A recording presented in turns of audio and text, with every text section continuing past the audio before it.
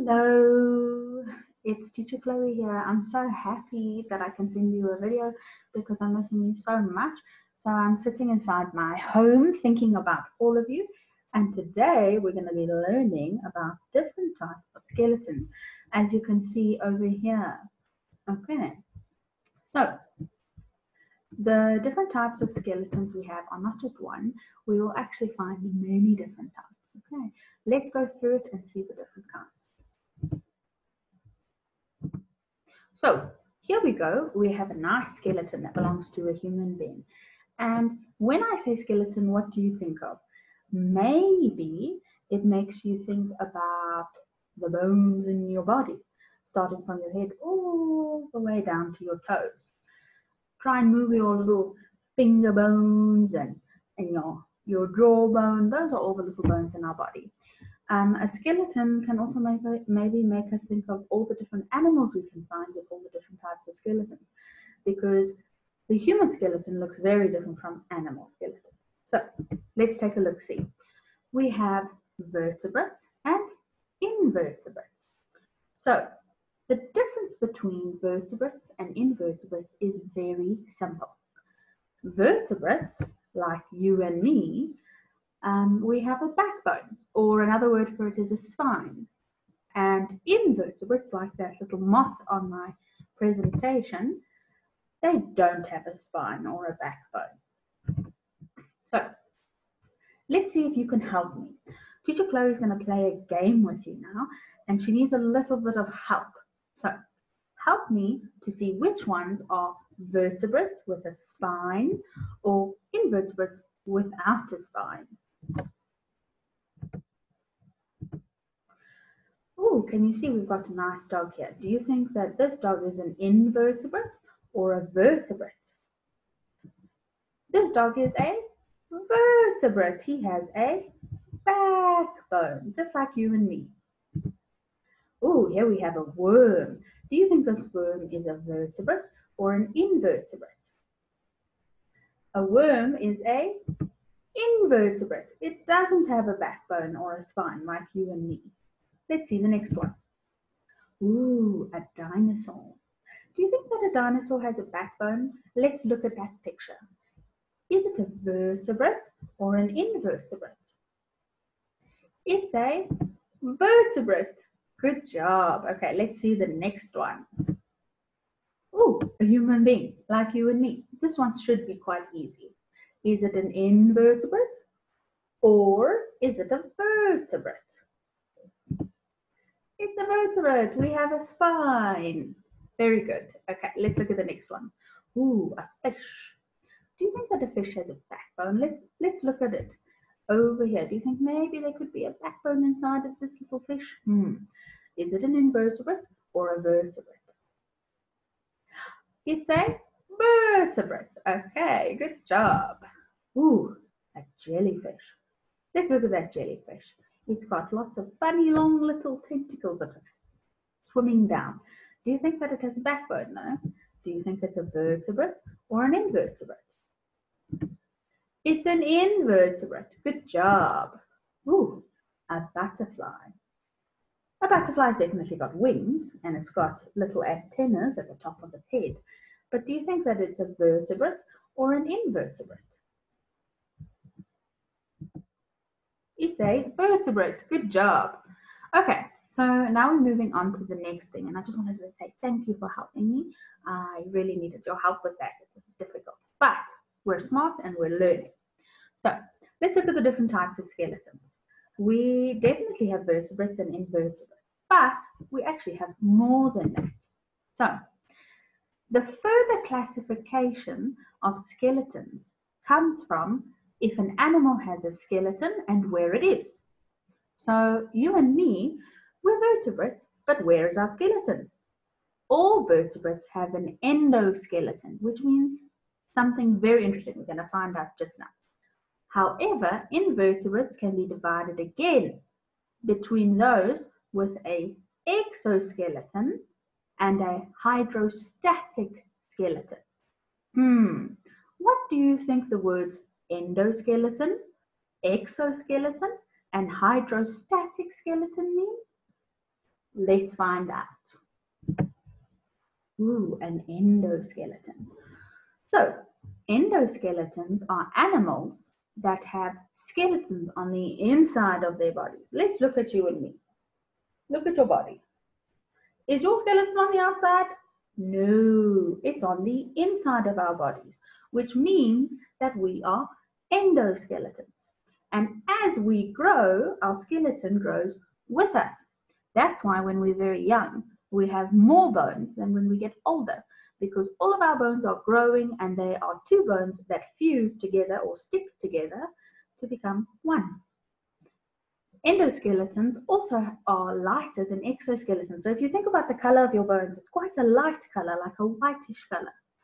But an exoskeleton might have a darker color. Let's see what happens next. Ooh, don't be scared. It's just a picture. So exoskeletons are animals that have a skeleton on the outside of their bodies. That's quite intense, hey? Exoskeletons do not grow with the animal. So their skeletons don't grow like yours and mine. They actually have to shed their skeleton and grow a new one as they get bigger. Now, we're going to watch a short little video to show you exactly what it looks like when a crab loses its skeleton and grows a new one. I think it's going to be very interesting. Let's look.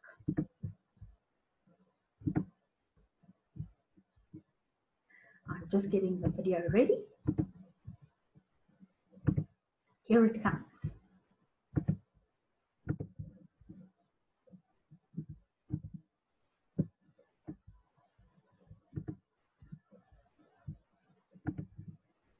Right, can you see that crab over there?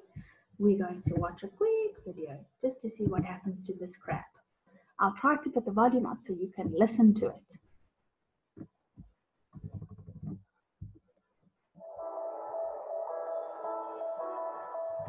That's a crab over there. Look at that thing. It's a little bit funny looking, eh? Let's see what's going to happen with this video. It's just loading. Give it 1 minute. The dominance of the sea was greatly aided by one of the most important aspects of their body plan, their skeleton. Skeleton. Very important.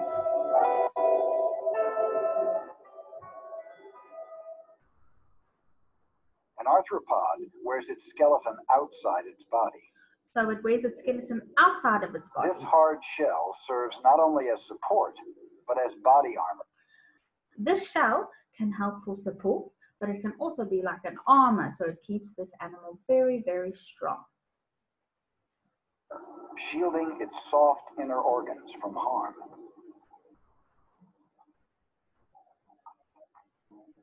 There are times, however, when an arthropod must leave its armor behind. Sometimes it has to leave its In order to shell grow, behind. it undergoes one of the most amazing transformations in the animal kingdom. Let's watch. It's going to change its skeleton. First, the mounting pressures of its growing body crack open its exoskeleton.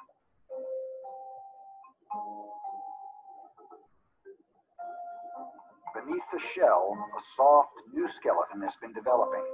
When it grows its new skeleton, it's a soft and new skeleton. Can you see? In less than 30 minutes of pushing itself out of its old this skeleton. crab breaks free of its old skeleton, a process called molting. We call it molting when this happens, or shedding. It emerges with an entirely new covering, from legs to body to eyes. So now it's got a completely new shell. So this shell here that's a lot darker is its new one. And this one that's a lot redder is its old shell. Its soft new skeleton will inflate quickly to a larger shell and harden during the next 2 days. For the soft shell crab, a prized meal of many predators and humans, it's a dangerous 2 days. So when this happens, it takes 2 days for the new skeleton to become strong. Okay, that was a very interesting video. So let's see what's going to happen next. I'm just going to put my presentation back on. Okay, so here we go. That is an exoskeleton, where the skeleton is actually on the outside of the body. Now we're looking at a hydrostatic skeleton. That's a big word.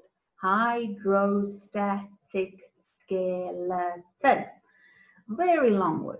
So, a hydrostatic skeleton, you see now I'm even struggling to say it, is an animal that doesn't actually have any bones. Doesn't that seem silly? A skeleton without any bones? But it is very possible. Instead, these animals have a fluid-filled compartment in their body. So basically, it means that their bones are sort of like water instead of bones.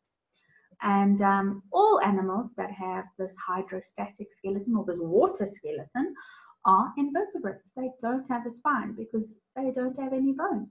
Very interesting, eh? So let's look. We've got skeleton types. We have an endoskeleton like you and me. We have an exoskeleton with a skeleton on the outside, and a hydrostatic skeleton with a water skeleton. So try to think if you can think of some more examples. Remember, I'm going to give you a worksheet where you can try and find more examples of each of these kinds. Okay. So these different skeletons can be good and they can be bad. If you think about it, there's pros, which means strengths or good things, and cons, which are weaknesses or bad things. Let's look. We have an endoskeleton, an exoskeleton, and a hydrostatic skeleton. What are the good things and what are the bad things? Well, an endoskeleton's good thing, like you and me, is that our skeleton grows with our body. We don't have to make a whole new skeleton every time we get bigger. But a bad thing about that is that our muscles are less flexible. So we can only move certain ways. Our body cannot move in a crazy way, like moving your head can only go as far as this. It can't go the whole way around. But that's okay. So let's look at an exoskeleton. They have a skeleton on the outside, which means that they have more protection for the body. So that's a good thing for them. But a bad thing is that it does not grow with the body. And every time their body grows, they have to make a whole new skeleton. Phew, that is a lot of work. And a hydrostatic skeleton is like a jellyfish, and they've got a flexible body. Their bodies just move around. Okay, not like us. Our bodies can only move in a certain way. But a bad thing about the hydrostatic skeleton is that it cannot lift objects. So if we pick up a cup, you see, look, I can pick this cup up. It's not any problem. But unfortunately, something like a jellyfish cannot pick anything up. So we've come to the end of my video, and I'm really missing you guys, and I hope that you enjoyed the video. I'm going to send you some worksheets that have to do with all the different types of skeletons. And if you're not sure about anything, you can just ask somebody to help you at home, and you can come back and you can watch the video and it should help you.